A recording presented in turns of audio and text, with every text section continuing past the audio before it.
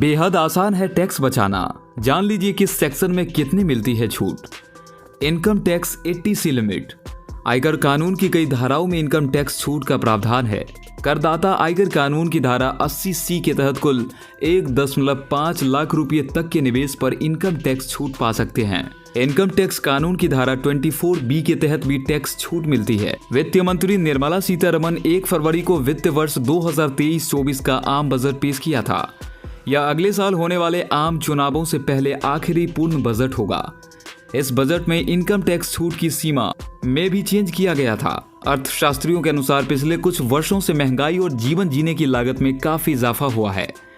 ऐसे में tax slab की सीमा बढ़ाई गई। सरकार टैक्स पेयर्स के बोझ को कम करने के लिए कई तरह की छूट की पेशकश करती है। करदाता इन छूटों के लिए दावा कर सकते हैं। इसके लिए आपको पता होना चाहिए कि आयकर कानून की किस धारा में क्या छूट मिलती है।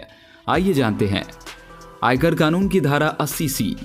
आयकर कानून की धारा 80C में निवेश से जुड़े कई विकल्पों पर टैक्स छूट मिल जाती है। इन निवेश विकल्पों में EPF, PPF, सुकन्या समृद्धि योजना, NSC, tax saving mutual funds और टैक्स सेविंग FD आदि शामिल है। इन निवेश विकल्पों के जरिए की गई बचत पर आप सेक्शन 80C के तहत इनकम टैक्स छूट का फायदा उठा सकते हैं। इसी तरह जीवन बीमा आदि के प्रीमियम समेत कई अन्य विकल्पों को मिलाकर कुल 1.5 लाख रुपये तक के निवेश पर आप इनकम टैक्स छूट पा सकते हैं। इसके अलावा 2 बच्चों की पढ़ाई में सिर्फ ट्यूशन फीस, होम लोन की किस्त में शामिल मूलधन का हिस्सा, घर की खरीद में स्टाम्प ड्यूटी और रजिस्ट्रेशन चार्ज आदि पर भी आप धारा 80C के तहत आयकर छूट का क्लेम कर सकते हैं। धारा 24B। इनकम टैक्स कानून के सेक्शन 24B के तहत भी टैक्स छूट मिलती है। आपने घर बनाने के लिए अगर बैंक से होम लोन लिया है तो इसकी मासिक किस्त में कुल 2 लाख रुपये तक के ब्याज पर आपको आयकर छूट मिलती है। इसी तरह घर की मरम्मत आदि के लिए 30,000 रुपये तक के लोन पर भी आयकर छूट मिलती है। धारा 80CCD2D नेशनल पेंशन सिस्टम यानी कि NPS में सेक्शन 80CCD के तहत बेसिक सैलरी के 10% तक के निवेश पर आपको सेक्शन 80C से अलग इनकम टैक्स छूट का लाभ मिलता है। निवेश पर यह छूट सभी टैक्स स्लैब में आने वाले करदाताओं को मिल सकती है। धारा 80TTA।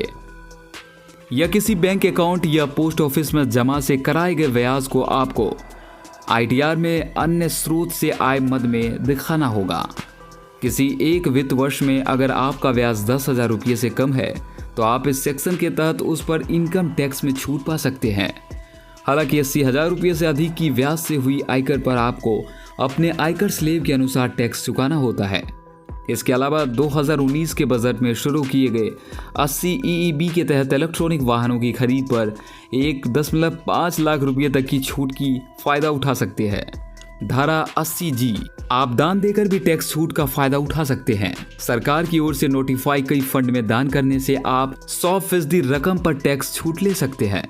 यह धारा उस केस में बहुत ही फायदेमंद होती है जब आपकी इनकम चंद हजार रुपयों की वजह से टैक्सेबल हो जाती है। उस केस में अगर आप कुछ हजार रुपये दान दे दे तो आपके टैक्स से भी अधिक पैसे बच जाएंगे। धारा 80D। आयकर कानून की धारा 80D में भी टैक्स छूट का प्रावधान है। इसमें आप स्वयं, पति या पत्नी और बच्चों के हेल्थ इंश्योरेंस के लिए दिए गए प्रीमियम की रकम पर आयकर छूट प्राप्त कर सकते हैं। इसमें टैक्स छूट के दायरे में 25,000 रुपये तक का प्रीमियम आता है। आप अपने पेरेंट्स के लिए हेल्थ इंश्योरेंस खरीदने पर 25,000 रुपये के प्रीमियम पर आयकर छूट पा सकते हैं। अगर आपके पेरेंट्स सीनियर सिटीजन हैं तो आप उनके लिए हेल्थ इंश्योरेंस के 30,000 रुपये तक के प्रीमियम पर आयकर छूट प्राप्त कर सकते हैं। इस तरह आप खुद और सीनियर सिटीजन पेरेंट्स के लिए हेल्थ इंश्योरेंस को लेकर 55,000 रुपये तक के प्रीमियम पर टैक्स बचा सकते हैं। धारा 80DD। सेक्शन 80D के अलावा आयकर कानून में 2 और धाराएं हैं जिसमें आप स्वास्थ्य से जुड़े खर्च का लाभ उठा सकते हैं। धारा 80DD पर आप पर आश्रित किसी विकलांग व्यक्ति के लिए चिकित्सा खर्च से संबंधित है। आश्रित में जीवन साथी, बच्चे, पेरेंट्स, भाई या बहन हो सकते हैं। इनकम टैक्स में छूट इस बात पर निर्भर करती है कि आपके आश्रित की विकलांगता कितनी गंभीर है। आश्रित 40% तक विकलांग है तो टैक्स बचत के लिए 75,000 रुपये तक का मेडिकल खर्च कवर किया जा सकता है। वहीं आश्रित 80% तक विकलांग है तो टैक्स बचत के लिए 1,25,000 रुपये तक का मेडिकल खर्च कवर किया जा सकता है। धारा 80DDB। धारा 80 DDB के तहत कैंसर, किडनी की बीमारी आदि का खर्च भी कवर होता है। यह टैक्स छूट खुद या आश्रित के लिए बीमारी पर खर्च करने के मामले में ली जा सकती है। 60 साल से कम उम्र के लोगों में इस तरह की बीमारी के इलाज में आने वाले 40,000 रुपये तक के खर्च पर टैक्स छूट प्राप्त की जा सकती है। 60 से 80 साल के आश्रित के लिए छूट के तहत बीमारी का खर्च 60,000 रुपये तक हो सकता है। सुपर सीनियर सिटीजन के मामले में टैक्स छूट की सीमा 80,000 रुपये तक हो सकती है। और आखिरी में है धारा 80U और 80E। अगर आप खुद 40% से अधिक विकलांग हैं तो आप इस धारा के तहत आयकर छूट पा सकते हैं। हालांकि धारा 80U और धारा 80DD का लाभ एक साथ नहीं उठाया जा सकता। इस धारा में भी टैक्स छूट का लाभ सेक्शन 80DD की तरह ही होता है। अंतर इतना है कि यह धारा खुद की विकलांगता से जुड़ी है, जबकि धारा 80D आश्रितों से जुड़ी है। अगर आपने खुद के लिए, अपने पति या पत्नी, बच्चे के लिए एजुकेशन लोन लिया है तो इस पर ब्याज की रकम पर आप सेक्शन 80 के तहत छूट प्राप्त कर सकते हैं। यह रकम किसी भी सीमा तक हो सकती है। साथ ही देश विदेश में कहीं भी पढ़ाई के लिए ली जा सकती है। छूट पाने के लिए शर्त यह है कि लोन फुल टाइम उच्च शिक्षा के लिए लिया गया हो।